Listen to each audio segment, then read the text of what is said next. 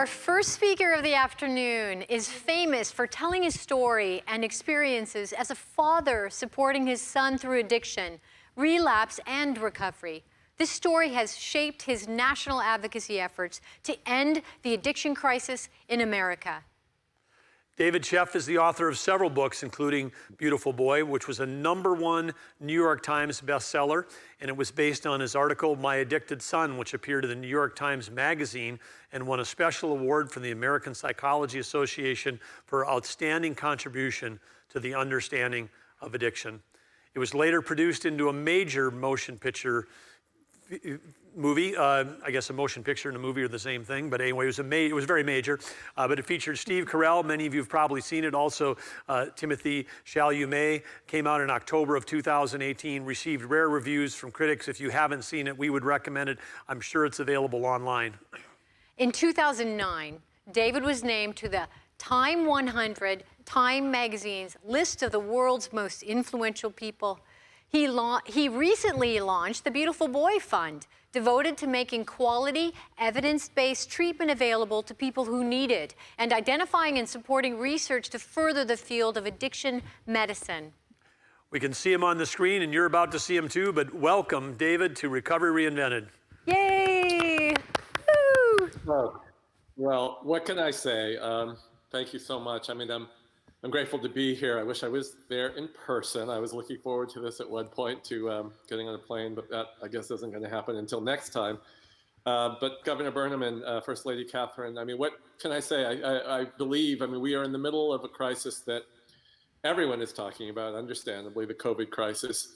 But we can't forget the fact that we are losing over 200 people every single day to a crisis that we've been in the middle of for a decade more. And the addiction crisis, the overdose crisis, the drug use crisis, the fact that you are here today and addressing this is, it's critical, and it is really impressive, because I cannot tell you, I follow this around the country, and you know, we are not taking this in the seriousness which we need to be. It is, you know, we've been pushed off the front pages of the newspapers, but that doesn't mean that that many people are, you know, people are dying even more now because of the related to the crisis. One thing that we found out is that the way that we've had to handle this pandemic is to, you know, the quarantining, the isolating, you know, the cutbacks in a lot of the programs that would be available perhaps to people who are suffering substance use disorders. Now that money is going to help communities that are facing, you know, COVID. And what that has meant is that 200 people a day who were dying a year ago, that number has shot up, and we don't have new numbers to know exactly what it is, but it is much, much higher. The addiction, drug use overall is higher, alcohol use is higher, related issues, including mental illness related problems and suicide are all up, and the overdose numbers are higher. And you know, the reasons are many, and some of it just makes sense, that we know that people who suffer in many different ways are the ones who often turn to drugs, to drug use as a way to just cope, to get through the day. If they're feeling isolated, if they're feeling depressed, if they're feeling cut off, lonely, if they're grieving, if they're stressed in whatever ways. And stress is, we're all experiencing heightened stress now. It's harder. Every single day is harder and more complicated. But for somebody who is suffering a mental illness or addiction, or the combination of those two things, part of what can get them through every day is the connection to people. So at a time when it's harder to connect, you know, it's no surprise that people are more stressed. Another factor has been that part of the drug use epidemic now is related to you know, very serious drugs, methamphetamine, heroin, fentanyl. And a lot of times people would use those drugs in situations that were social, they weren't alone. And so at least there was somebody nearby in case there was a problem, in case somebody was overdosing. There was somebody to call 911 or someone to administer Narcan, the medication that can help reverse an overdose. But now people are using by themselves. They're using in isolation. And so that is one of the reasons that more people are dying. We focus so much on these horrific numbers, and we have to. We have to talk about the people that we're losing, and we can't forget about them, and we can't forget about our obligation to them and to their families. But while we focus on that, we can forget the fact that we are living at a time when we know so much about drug use, when we know so much about addiction, and we know so much about how we can help people who are suffering, and we can help their families. That is why, I think what you're doing in North Dakota, Recovery Reinvented, is exactly what we need to be talking about, to focus on the fact that recovery works, that there are new ways to go forward with recovery. That's the reinvented part. And when we know that, we can feel, instead of overwhelmed and discouraged and maybe hopeless, we can realize that there's every reason to be hopeful. And we can also realize that we have a way forward to address the problem that we're facing, which is to learn about recovery, to communicate about it, to educate others about it, to understand that, yes, this is a disease that is treatable, and then we have to figure out ways to get people who need it help, to need treatment. Now, I am very, very much like so many families out there. The governor and the first lady, mentioned that I wrote a book about our family's experience when my son became addicted, which then was made into this movie, with Steve Corell playing me, which is weird, but that's what happened. And Timothy Chalamet, this amazing young actor, playing my son. And there's a movie about our family that is being seen in movie theaters and now is on streaming television as well. And it's been overwhelming, to open up our family in that way. And we also did it because when this was happening to us, people were not talking about it at all. And I felt when my son became addicted that, there must be something terrible wrong with him. I must be a terrible, terrible father to have my son turn into a drug addict, which is, what the words were then, without understanding that this was a psychiatric medical problem, feeling instead that it was a reflection of his morals, that he was a person without morals, without character, who had no willpower, who only just wanted to get high, no matter the impact on me, on his mom, on my wife, his little brother and sister, on anyone. I was uninterested and didn't think about drug use and addiction. I mean, I wasn't naive. As a kid growing up, I used drugs, but I didn't have the problems that I saw my son experiencing as his life unraveled, going from this teenager with just all the promise of the future, this extraordinary kid who was a great student. He was an athlete. He was on the water polo team, the swim team. He played soccer, and he he was this great big brother. He had a little brother and sister. He was this great son. We surfed together. We hung out together. He planned to go to college and have a life that, it's the kind of life that I think parents want for our kids. He seemed healthy. And so suddenly it was astounding to me and confusing to me and overwhelming to me and terrifying when I saw him as a teenager, as a young teenager, starting to use drugs, and watching his drug use escalate to the point that he was becoming a different person.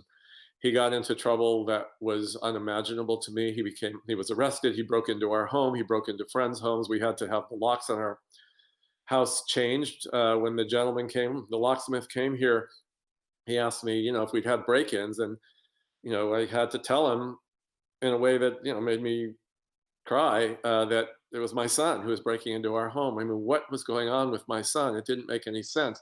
And yet even then, his drug use escalated. Anybody who's been there knows what it's like. It's true for husbands and wives and partners and children and others, brothers and sisters, but there is a special, we as parents, what are we? Our jobs are to take care of our kids as they grow up, to keep them healthy and safe. And when we watch one of our children on a path that is leading to their destruction, could have easily landed my son in jail, did land him in the emergency room a few times when I received calls from doctors who told me, Mr. Sheff, we have your son. We don't know if he's going to make it because he had overdosed on drugs.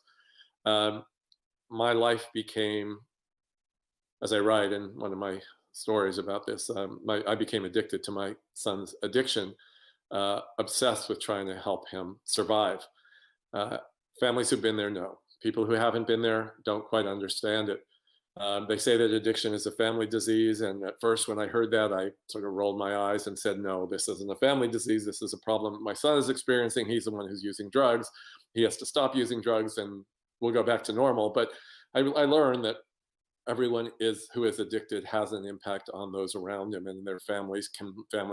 Couples break up, families explode, and because of the stresses, because of the fear, because of the worry, because of the fact that there is not a path that we are no one's given, there's no manuals out there to tell us how to deal with this. In fact, when my son became addicted, I didn't understand it, and therefore I didn't know what to do.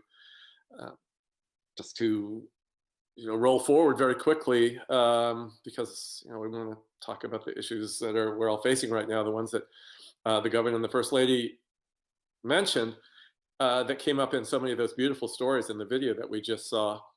But my son's addiction escalated. As I said, he was in emergency rooms. He almost overdosed and died. And I tried to figure out what to do to help him.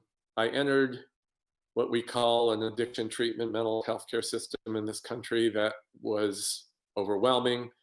It was impossible for me to navigate. When I went online, I was given information that now when I look back, I realized that it wasn't only useless, but in some cases it was harmful. I didn't even know where to start. Over the course of 10 years, by trial and error, I got Nick into treatment when he was in serious trouble. I got him into treatment. He would do well for a while. He would relapse over and over and over again. Every relapse was worse. Every time I thought it couldn't get worse, it did. Our family fell apart. I was unable to do what I needed to do. I couldn't work. I couldn't take care of the rest of my responsibilities. It was, I tried my best to be a good father to, my son, Nick's little brother and sister, Daisy and Jasper. But I was preoccupied, obsessed with their brother's collision course, to the fact that I knew that one of those phone calls that I received in the middle of the night could be the worst news that a parent, a father could hear, which is that my son hadn't made it. So I was obsessed. I did what I could to get him help. He would do better sometimes. He'd do worse sometimes. He was doing better sometimes for a month, for 2 months, 6 months, a year. And there was always this crushing news when he would relapse. Over the course of 10 years, though, we were very, very lucky because Nick didn't die. He was able to try again, and I was able to continue to try to get him help. Finally, over the course of years, I figured out enough about addiction to realize that most of the treatment that he got wasn't treatment. It was, in some cases, life-saving because it got him off the streets. It got him into residential care where he was watched and monitored. But he really wasn't getting the kind of treatment that a person needs who has an addiction, a mental illness. But he did eventually. And it only was because of trial and error, but because nothing worked, I continued my research. As a journalist, I was pretty good at that. I suddenly was using those skills that I'd learned over the course of my life to try to save my son's life. And so he ended up getting treatment. We've discovered after about 10 years that Nick's drug use, his escalating drug use, his drug use that would have killed him, would have easily killed him, or caused some other debilitation that was permanent, or caused him to spend the rest of his life in prison.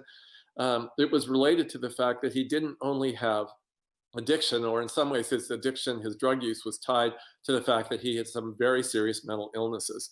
Finally, after about those 10 years, Nick finally was in the hands of a psychiatrist who gave him psychological testing and determined that Nick has very serious bipolar disorder and depression. And so much of his drug use was an attempt to feel better, to try to feel sane in a world in which he didn't feel sane in his body. He felt crazy.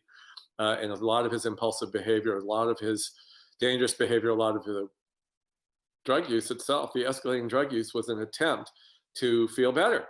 But, as we know, drugs don't make problems better. They make them worse.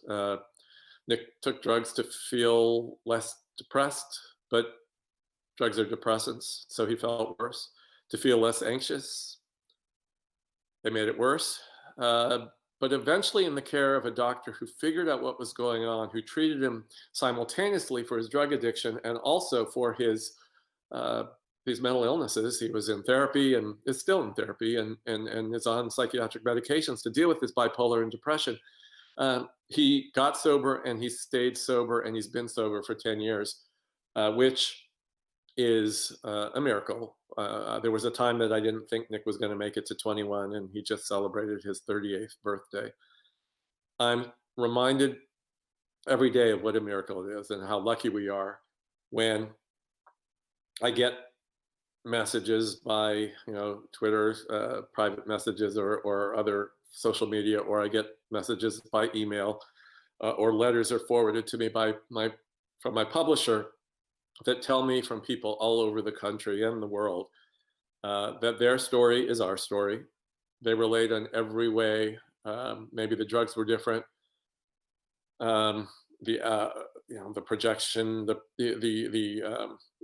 the narrative around the drug use may have been different. My son's drug use happened very, very quickly. When it escalated to very hard drugs, sometimes it's going slower. Sometimes people are just worried about the very early stages of drug use. My son is smoking pot. I caught my daughter with some pills in her purse. What do I do?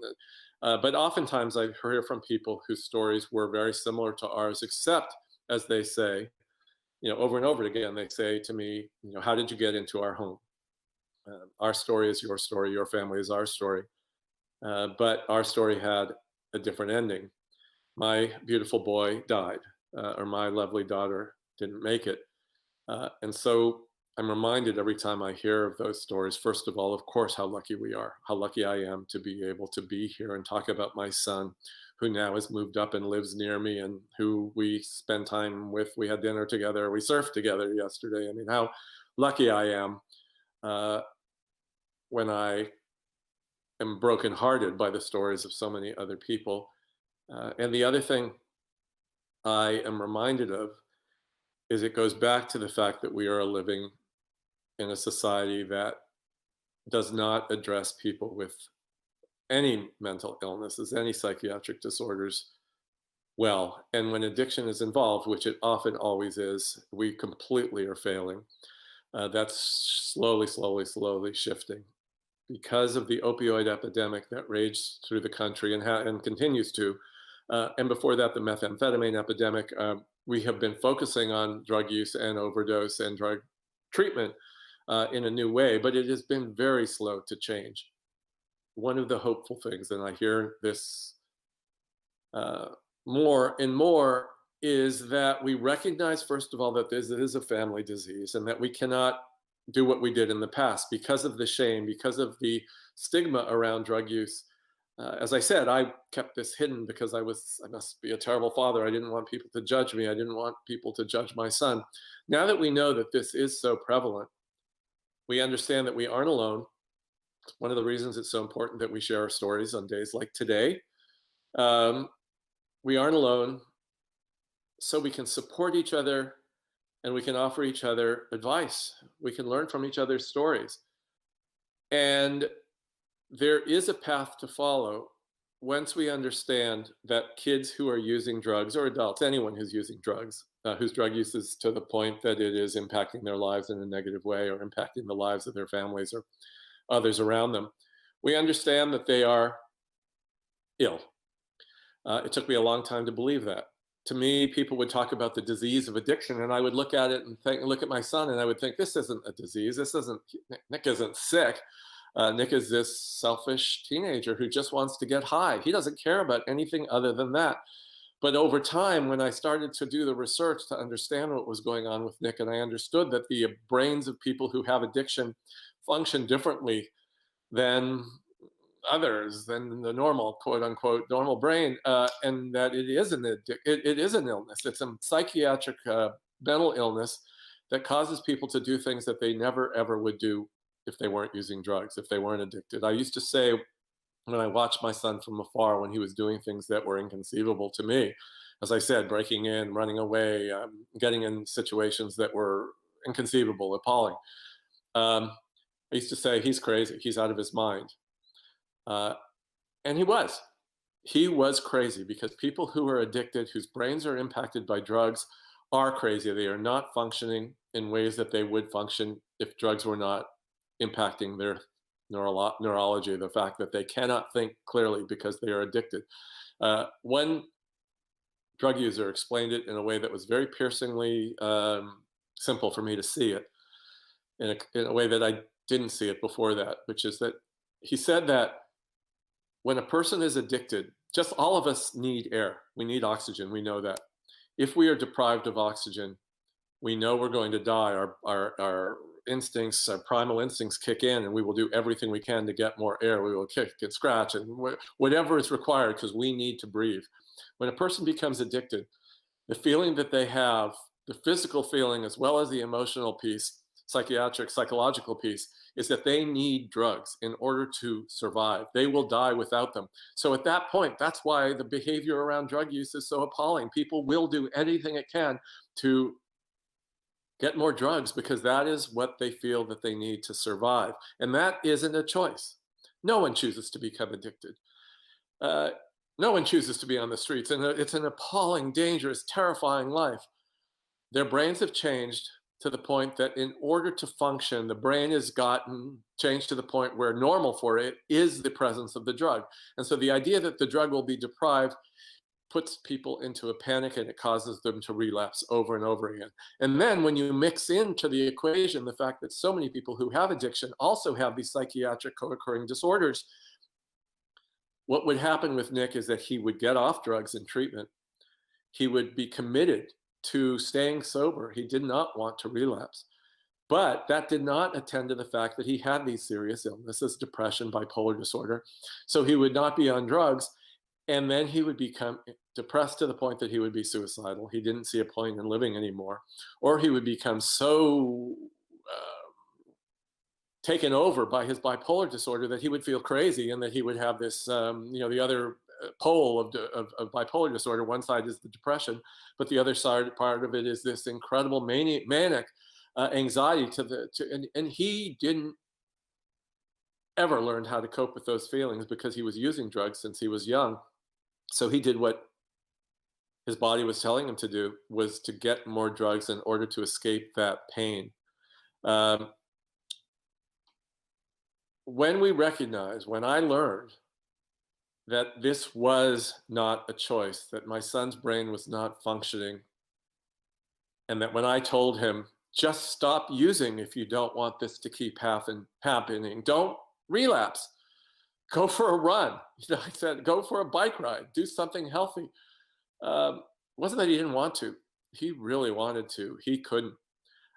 And so it was only when I recognized the fact that he had a mental illness was I able to go forward and work with the treatment system that exists, that recognizes the fact that people who have drug problems need a different kind of help. We can't just tell them to stay sober.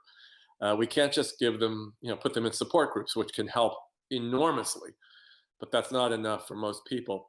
What we have to do is what we would do if our child or somebody else we loved had any illness. You go to a professional. If we have a child with potentially a serious physical disorder, we go to the pediatrician. The pediatrician will conduct an exam, give us medicine, tell us just to watch things. If there seems to be a more serious problem, they'll send us to a specialist. Then there could be more tests and eventually a treatment protocol, a treatment trajectory. We're put on that, and we're pretty, we can't cure everything, of course, but we're pretty good compared to where we were 10 years ago, 20 years ago. With addiction, right now there's been research that shows us that only about 10% of pediatricians who see a patient, a child who has a potential drug problem or addiction, they're not able even to recognize that there is a problem, that drugs are part of the problem. And so, of course, they can't treat something that they don't recognize. That's a big problem.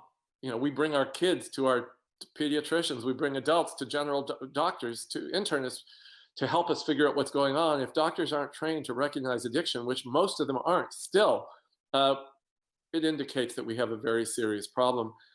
But when we do get that education to recognize that this is an addiction, that addiction is an illness, we do have a course forward, which is that we want to go to an addiction specialist. And once I figured that out, and I was able to get in the hands of treatment professionals who'd been educated and trained in medical school, whether they're psychiatrists or psychologists or have other degrees as therapists or social workers, they know what's going on in the people that they see and their patients. this is a treatable disease, and it is a revelation to those of us who feel lost and who feel discouraged and who feel that there isn't hope. And that applies both to the person who is suffering and to the people that love them and are desperate to help them. As I said, we finally found good treatment for Nick. We're lucky, so many people don't. But one of the things I've also realized as the result of the book and the movie, people have made a lot of jokes about Michael Scott in The Office and me, but they've also seen the story of a family that is impacted by something that most of us feel we are immune from, that we can never hurt our families. And they realize that they are like us and that they too have a way to go forward. We've heard from so many people who give us the message that when there is life, there is hope. Sometimes we as parents and husbands and wives, whatever, we're told that we cannot help the person who's addicted. We have to let go of them. If we try to help them, we are enabling them. It is a dangerous message. It should be rejected because we know what we do when we love somebody who is sick. We don't want to let them go. We don't want them to be on the streets. We don't want their illness to progress so there is more consequences, there's more damage. We want to get them into treatment as soon as we can. So where do we go with that? If we have somebody who we're concerned about, if we're concerned about our own drug use, we want to see a specialist, just like we would do if we had a other disease, a physical disease. We want to go see someone trained in addiction medicine and get an evaluation, and then with the help of somebody who is an expert, determine what's going on. Maybe nothing serious is going on. It's the beginning stages of something that could become problematic. Get advice about that. Learn that we have to monitor the condition, put somebody in different kinds of follow-up care. Or we need to intervene, and people need to see an addiction doctor, or people need to actually go into some sort of rehabilitation program, an outpatient program, an inpatient program. We are parents, we're loved ones, we're not trained as experts. We need to get help. And that goes back to what I said before, that there is every reason to be hopeful. You are in a state where I've traveled all over the country. Before the epidemic, I was in cities all over the country, and now I travel this way into the homes of people all over the United States. And I know that many people do not have anywhere to go. They don't know where to start. In your state, because you have the leadership, you are at the forefront of recognizing the fact that addiction is a problem that we cannot ignore, that it is a family problem, it is a community problem. We have to work on this together, and there is a solution. So you have places to go. There is support. You're going to learn a lot about it at this conference. It is a reason to be incredibly hopeful, and it is also one of the reasons that I'm so privileged and honored to be here, to be part of this today, because I feel like what you're doing in North Dakota is a model that should be adopted all over the country. Every state should be having conversations like this. Every state should have the programs that you have in place here. And so I want to thank you to the governor, to the first lady, and also all the people on the front lines who work with them, who in the organizations, who are the ones who are helping families and helping people who are addicted and helping communities, whether it's through education, whether it's through treatment, whether it's through prevention efforts. You are a model for what needs to be done all over the country and the world. As I said, I'm honored to be here, and I'm going to stop talking now because we're going to have a conversation, which I'm thrilled about, and I can hear concerns that you have. I can, it's all, as I said before, it's all about sharing our stories, because we think we're alone and we aren't. And when we realize we aren't, first of all, there's relief and there's hope in the fact that we aren't alone. And there's second, a way to go forward and get help. Thank you, David. Really powerful for you to share the story of your family and your journey and Nick's journey. and the impact. We know that there are lots of people that are listening in today that have been in your shoes. As a parent myself, I'm grateful that I have not been in your shoes, but I know plenty of people that have been, plenty of other parents that have struggled with their kids, and our hearts go out to all of you. But we applaud you for sticking with it and being a champion and digging in and learning and getting past all the misinformation and really helping share with all of us that this is a disease and it's a treatable disease, and those are two really important messages to get out today. But again, thank you for sharing those remarks. We know that everybody's thrilled to have you. Now we've got a chance for about 15, 20 minutes of Q&A, and I think the First Lady's got the first question. I do. So what was it like having Steve Corell play you in the movie? I probably I don't know, I think The Office is probably one of the most watched TV shows in the world in history. So I knew Steve Carell as Michael Scott. We met for coffee when he had just read the script and was considering taking the part, and I was nervous, and I think he was nervous. And we sat there and we had coffee, and all of a sudden, we connected in a way that was remarkable. He wasn't Michael Scott. I'll tell you what made us connect more than anything. And he said this. He said, I have not had my own drug problems. We have not had serious drug problems in our family.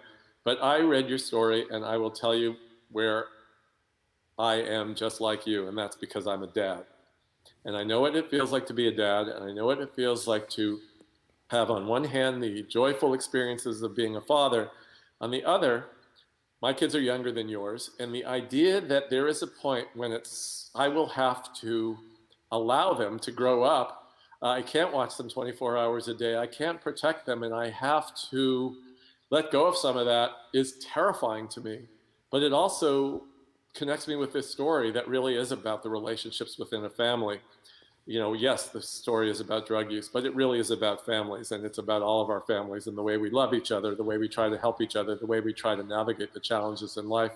When the movie came out, weird stuff still happened. We went to premieres. We were just like you see on TV at the Academy Awards, we were in, red carpets with those guys and these big actors. And because Timothée Chalamet had become such a big star at that point, and, there were lots of young people obsessed with him, especially girls. Young girls were really obsessed with him. So we would pull up to one of these events in the limousine, and the door would open, and Timothée Chalamet would come out, and he would be wearing these wild suits, and there'd be a sea of girls just screaming. It was like being on a tour with the Beatles. It was a different experience, kind of great, kind of amazing. But the most important part of it was what came out of it, which is, we've been telling our story, Nick and I, through our books, but a lot more people see movies, and people came out to see Steve Carell, who maybe would not have read the book, and they went to see a movie that sounded kind of fun because it was with these great actors, and suddenly they were sitting in a theater. I only know this because I heard from so many of them. They were sitting in a theater, and they were looking up at the screen, and they saw their own family stories or their own stories, and it encouraged people. I cannot tell you how many countless people I heard from who said that experience encouraged them to get help, to tell somebody that they were in trouble. They saw themselves in my son, or they saw themselves in me living with a child who was suffering and they didn't know what to do. And, we live in a culture that drug use is so confusing. We get all these different messages. Some of what I heard from, I mentioned earlier, what about a parent who sees their kids in the early stages of where Nick was when he just started to use smoking, marijuana, drinking. The messages that we get are really confusing. I was told, even by his teachers, it's a rite of passage. Kids experiment, kids use, Nick's going to be fine. He's a great kid. So they saw themselves in that early stage of drug use and envisioned the fact that their future, could it really be them? Could they end up on the streets like Nick, or could their children be addicted?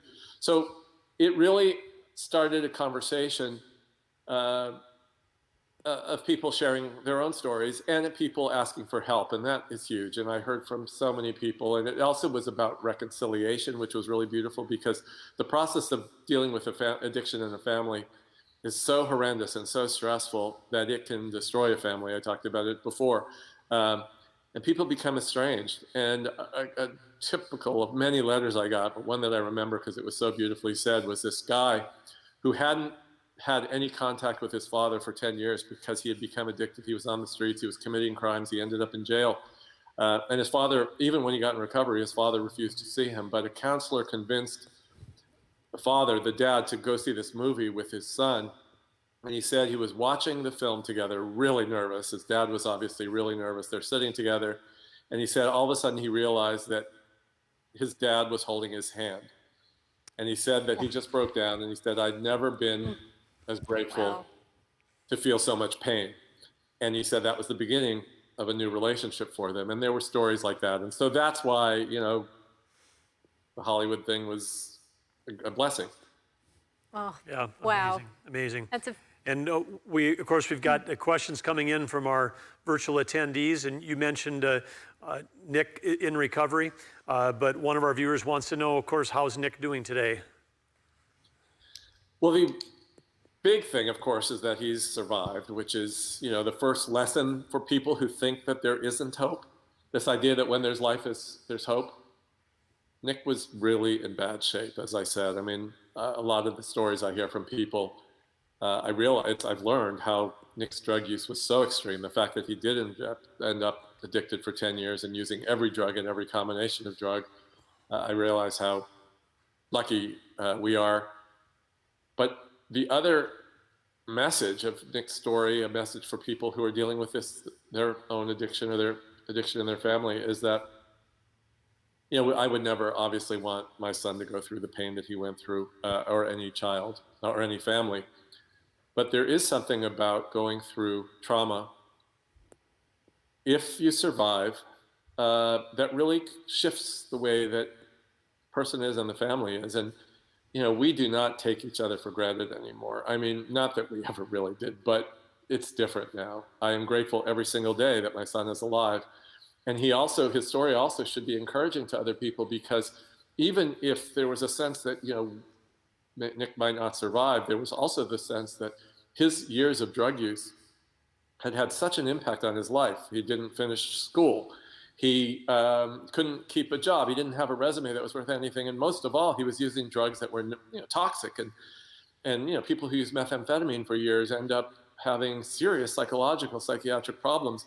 So the fact that Nick is not just alive, but he's thriving. He's married, he has work that he loves. He actually has always been a fan of movies and TV, and he writes TV and movies, writes scripts for television and movies, and he's a surfer, he's healthy, he loves his life. I mean, it is a miracle, but it is a miracle that happens every single day, and it is why I tell people who are suffering, don't give up. I was ready to give up many, many times, and Nick was. Don't give up, because this is a disease. It is a problem that is surmountable. It's not easy. It's complicated. It takes a lot of work and time, but Nick is doing great, and other kids, other families, members are doing great, which is a reminder to all of us that there is hope. Absolutely. What an incredibly inspiring story. And so we want to share a comment from Ella. She said that she wanted you to know that your book helped her immeasurably when she was dealing with her daughter's addiction. And Nick's book gave her insight into her daughter's behavior. So thank you so much to both you and Nick for sharing your stories. And Ella, thank you, because that's the most meaningful thing of all. I mean, people asked a lot of times throughout this if we regretted opening ourselves up to such a kind of scrutiny and judgment. You know, some people just did judge me. I mean, you were a terrible father. No wonder your kid became addicted. But so much more often we hear from people whose lives have been impacted in a good way, and there's nothing that makes it more worthwhile than that. So thank you. And we have someone named Bev from the audience who says, you know, my daughter's 42 days sober. How do I support her without smothering her? Well, the first thing is to celebrate the fact that she's sober for 42 days. I know that it can feel Like, that's not a lot, and that's scary as hell, and it is scary, and we should never fool ourselves or have anybody, try to convince us that, the journey is over. Sometimes it is. Sometimes one time a person going into treatment is enough, but oftentimes it's not, because it's a complicated problem that does involve biology, environment, it's social circumstances. I mean, there's a lot going on, trauma, but that's incredibly helpful. And then to give some ideas about how we cope with that when we are standing back. I mean, one of the things that I think is important, I alluded to this before, is that the old-fashioned treatment system suggested, when we believed that this was about morals and choice and free will, we were told that people had to figure this out themselves. And if we tried to help them, we were exacerbating their problem. At least we were enabling them. That's the word they used all the time. But it's just not true. There are certain things that we shouldn't do. I mean, if a person has addiction, we don't want to give them money because somebody says that giving the person who's using drugs money is like giving somebody who's suicidal a gun. I mean, drugs can kill, and so we don't want to encourage that. But at the same time, we also know from research and from the experience of so many people that connection, family, love, not giving up can be the biggest asset in a person getting well. So if you have a child who's 42 days sober, embrace that and embrace them. Yes, ultimately they have to do it themselves. They have to understand that they're sick. They have to follow up on treatments, whatever happens. Hopefully, if somebody's in the care of a good treatment program or working with good doctors, they will have guidance about continued therapy, medication if that's appropriate, whatever they need. But we want to be there for them. The other key, I think, to help us make those very, very difficult decisions about how to be there for them on a day-to-day basis is to get help for ourselves for two reasons. One of them is living with somebody who is addicted, who's a child or somebody else we love who's addicted, is incredibly stressful. It is so, so hard. And part of it is just the emotional toll it takes on us. I mean, I didn't sleep for years. And part of it also is to help to figure out what to do. If your child is having increased stress, what do you do? What's your role? How much, what do you do if they ask for help? If they want to go back and see another counselor? I mean, what if they want to go out for the night and they're reassuring you that they're going to, stay sober, and it's terrifying to you? It would be great. I wish I had some blanket, this is what you always do, but that's not the way it works, because everybody is different. Every child is different. Every parent is different. Every family is different. So we need help navigating that. And so I really recommend people go into therapy themselves or go into support groups and get advice and get help as you go forward. And stay, as I said, the two parts of it are stay, don't give up, but also be optimistic, because the fact that you've made it that far and that you have a child in treatment means that, he or she are now on a trajectory that can change their life forever. Absolutely. Thank you, David. We've got another question from Renee in the one of our virtual attendees. Said David has a parent. I forgot that my glasses broke the other day, and I don't know if you can see it, but they're held together with a paper clip. I forgot about it. So if anybody's wondering what that's all about. Thank you. I think everybody just thought it was a super high-tech device. Right. On there that hadn't. Whatever it takes, right? Yeah, but, a high-tech device, the paperclip. Yes. Renee from our audience says, David, as a parent, how has your experience with Nick's battle changed how you parented your younger children? Well, one of the things is that I was naive about drug use. I was part of the generation that grew up with drugs, and I used drugs when I was a kid. And as I said, when I first found out that Nick was smoking pot, he was really, really young. He was only 12 years old, believe it or not. I mean, looking back on that, it just terrifies and shocks me that he was using so young. And I didn't know. And so I went to his teacher when I found out to get for advice and help. And the teacher brought in a school psychologist. And what they told me then was, I said it earlier, Nick is a great kid. He's an athlete. He's strong. He's a great student. He's a leader. He's going to be fine. Kids experiment with drugs. They should not have told me that. What they should have told me is that a 12-year-old using drugs is a problem. What are they telling us? If they're just, in quotes, just, as if it's not a big deal, if they're just influenced by kids around them, if it's peer pressure, which is something that does influence kids, that's a problem. Because if a 12-year-old kid is influenced to the point that they're going to smoke marijuana or drink, what's going to happen when they're 13 years old and when they're 15 years old and the drug use is escalated more? The other thing is that since we also know, as I said, that drug use is often, in fact, mostly related to other problems, what they really should have said to me too is let's see what's going on in Nick's life in a broader way to see if there are stresses in his life that may be contributing to the fact that he's using drugs. And when I look back, of course they were. He had depression. He had this bipolar disorder that had not been identified. But it's not just that. His mom and I had a very difficult divorce when he was young. He was in the middle of this incredibly stressful joint custody situation where he was going back and forth to, later we learned that, people who are divorced, couples who are divorced aren't supposed to say bad things about the other one. Well, we didn't learn that lesson, or even if we were told that, we were not able to do that. So Nick was growing up in the middle of a very stressful divorce. There was a lot going on. So, the big, I guess, message for parents of young children is not to assume a message that we're often given, that drugs are out there and it's normal, and now marijuana is legal in many places, and so therefore it must be safe. Drinking parents will tell me all the time, oh, I drink beers with my kids because when I was a kid my father gave me beers. Now we know that kids who are given alcohol when they're young by their parents or other people in their family are much more likely to become addicted. When we understand all those kinds of things, we realize that we can't just be lackadaisical about it. We can't just assume that it's okay. We have to look at it as a symptom of other problems and get on it. Talk to teachers, bring them to counseling, figure out,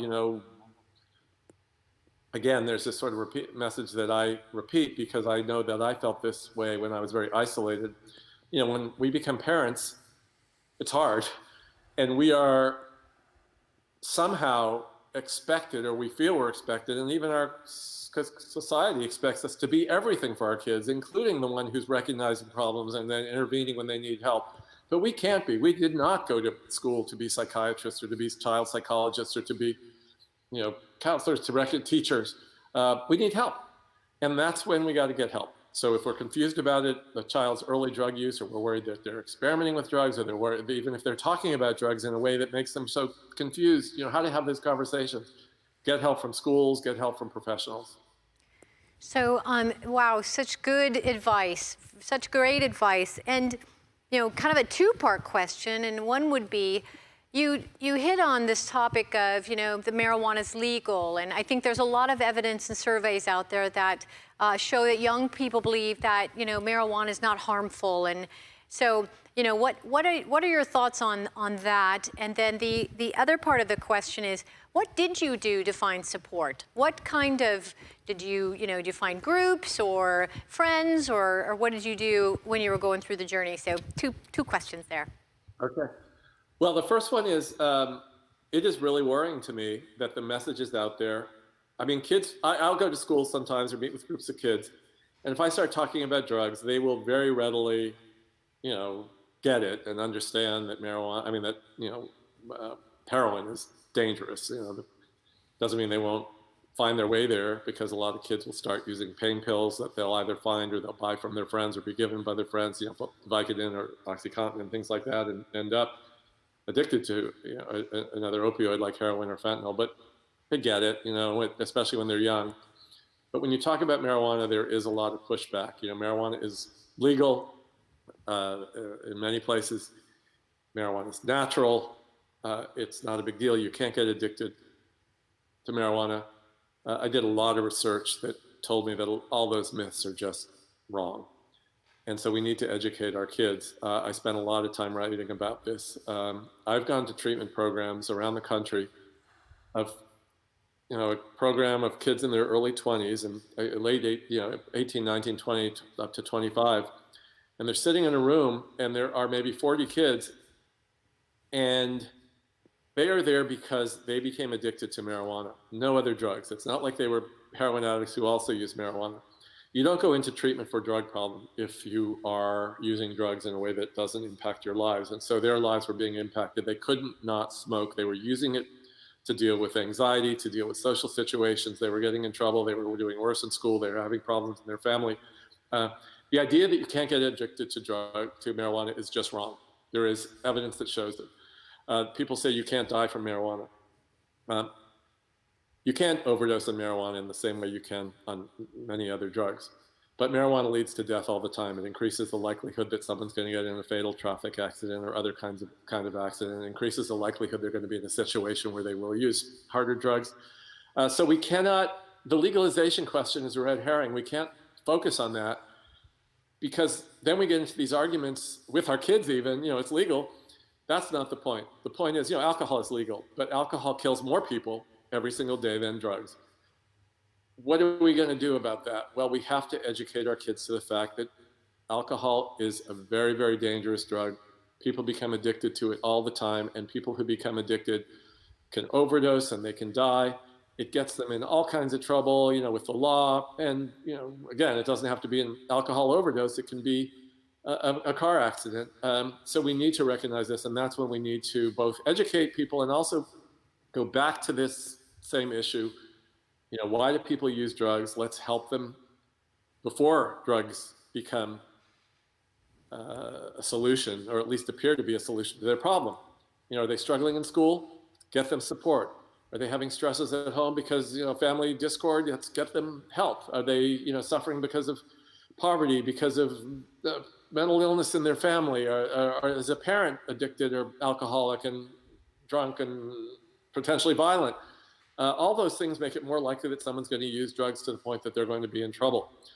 What was part two? Oh, part two is how did we get help? The big key to a shift in our family is when I said that I wasn't sleeping, I wasn't able to function. And at some point I realized that I had to continue to function, even if it was only to help Nick, but also to help my younger children. And I had to work, I had to make a living. There was all these other things.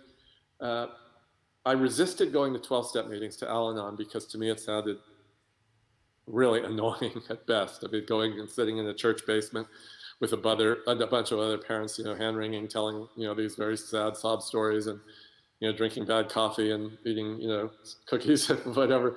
It sounded terrible. But I was in so much pain that finally I listened to people and I went to those meetings, and I knew that that's exactly where I should be, because I was with other parents who were experiencing the same kind of anguish, and I was able to get a lot of support. But bigger than that, and more important, was that when I found a family therapist who worked with families, specifically worked with families who were dealing with drug addiction, children of parents who were addicted, brothers, sisters, husbands, wives, and in our case, parents of people who are addicted. And I got incredible support, just acknowledgement of how hard it is, and a lot of direction about what should I do to help and what is not helpful. And I also, one of the big keys for us was to recognize the fact that it wasn't only me, it wasn't only Nick's mom and my wife who were impacted, but Nick's little brother and sister. Addiction in a family traumatized the siblings. Our kids were really young. They were a lot younger than Nick was, and he was their hero. He was their big brother who they idolized, they worshiped. What was going on with their big brother, who had gone from this guy who was playing hide and seek with them in the garden and building Legos and, their hero, their role model, to someone who was traumatizing their family, breaking in, stealing Jasper, his brother's piggy bank money, because he was so desperate for money. What was going on? The therapist helped, when we finally got them there, helped them understand that this wasn't Nick. This was their brother who was very ill, that he can be helped, but also acknowledging for them how scary it is. He said at one point, I'm going to teach you a word that you've probably never heard, and the word is ambivalence. And what that means is that you can feel two things at once. You can desperately love someone, but also hate them or hate what they're doing to your family. You can so badly want to see somebody, but really be scared of seeing them. Daisy and Jasper were, it didn't solve all of our problems, but it was such a relief for them. And that when we kept going back to see that therapist, part of the reason we survived is because we did that. Wow. Wow, that's Great advice for other Thank you. people. Thanks for sharing that. To close out this great discussion today, David, and thank you for sharing. I just want to tell our audience one thing. David's got another book out called High, which I think anybody who's got kids in junior high or high school and is as a parent of children today probably would enjoy that. I think the book is actually for middle school age readers. I mean, maybe it's for kids, but I always think as a parent, it's good to read what kids are reading because you can learn from those books. If you distill it down, that would be great. But it teaches, about the realities that people might face in drugs and alcohol, even in earlier ages than we might even think of. And so to close out today, we want to give you the final word, David, but what kind of challenge would you leave for our audience today? I would first of all say thank you for being part of this audience, because I would argue that this is the most, well, I guess maybe I have to say the second most right now, health crisis that we're dealing with. And in some ways, you can even argue that it's a bigger health crisis, because whereas we've been dealing with this for a year and hopefully we'll find our way out of it soon, we've been dealing with the drug crisis now for decades. But for the last decade, we've been losing 70,000 people every year. So the toll is immeasurable. And so we need to talk about it. We need to address it. We can't let it be pushed aside. We have to acknowledge the realities. We have to offer support. We have to focus on the fact that even in the middle of this other crisis, we have to pay attention to prevention. We have to figure out how to better way help people who are suffering. That's where we are, and that is critical. And, it's also important to believe that, you don't have to be sort of the most, compassionate, liberal, sort of your heart on your sleeve person who cares about people who are addicts. I mean, we also have to realize the fact that addiction is related to so many other problems that our cities deal with. It relates to crime. We talk about a healthcare crisis. You go into an emergency room and doctors will tell you, nurses will tell you that sometimes in the middle of a big city, 70 or 80% of the people who come into the emergency room are there because they've had a problem related to drugs, they've had an accident, they've overdosed. Once we can wrestle these problems, we are also wrestling into problems, budgets for states and for local communities, crime. There's so many other reasons that we have to address this. And, and then I switch over to this other message, which is that, yes, it is a huge, huge, huge problem. We can't wish it away, but it is solvable. Take in, the lessons that are being offered today to you, and don't stop today. Continue to follow up, connect with organizations locally, do what you can to help others. And of course, if your family is suffering, get help. And once again, I'm going to go back and thank the governor and first lady, and to recognize the fact, as I say, that what you're doing in your state is what we need to be doing all over the country. It's not happening. I want people to watch the video of what you're doing, these couple of days, and become inspired to realize that not only will they save lives, it goes back to these other things. You will solve so many other people. And plus, of course, the thing that we ultimately want to all do is to alleviate suffering. And that's where we are. We have the potential to do that. Absolutely.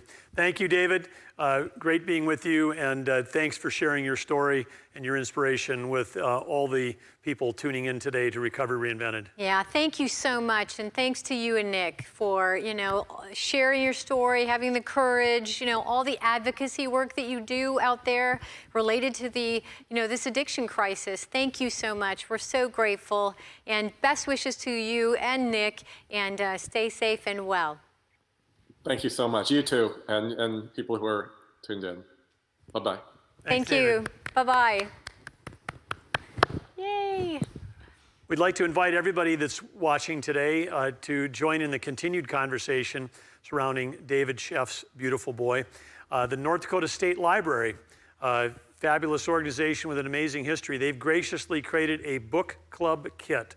It includes enough books for you and your group of your book club, and a set of discussion questions. And kudos to the State Library for sharing this with libraries all over the state. And so you can contact check out your local library and see if they got a beautiful boy book kit available, or you can go to recoveryreinvented.com and find a link to request a kit from the State Library. That kit would include a set of books that would come out to you. You can all read them with appropriate physical distancing.